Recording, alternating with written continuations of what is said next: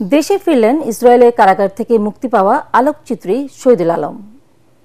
Turkish এয়ারলাইন্সের একটি ফ্লাইটে ভোর ৫টার দিকে হযরত শাহজালাল আন্তর্জাতিক বিমানবন্দরে অবতরণ করেন তিনি।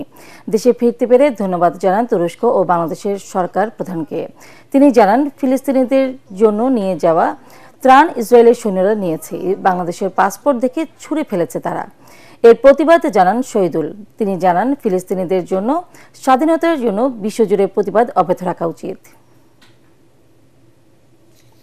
আমি অনেক মানুষকে ধন্যবাদ জানাবো। প্রথমে বাংলাদেশি যারা সারা পৃথিবীর থেকে সাড়া দিয়েছে, দোয়া করেছে, ভালোবাসা পাঠিয়েছে, তাদের কাছে আমি কৃতজ্ঞ।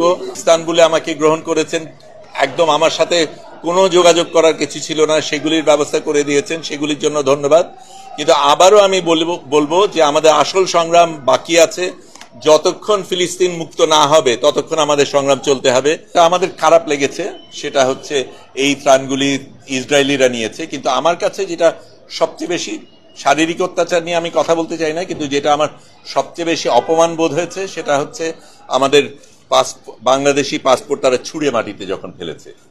এইটা আমাকে ভীষণভাবে আক্রান্ত করেছে এবং এই অপমান বোধের এটার জন্য আমাদের বিচার আদায় করে নিতে হবে এবং কোনো দেশ আমাদের সাথে এইভাবে আচরণ করে পার পেয়ে যাবে সেটা যাতে না হয় আমাদের।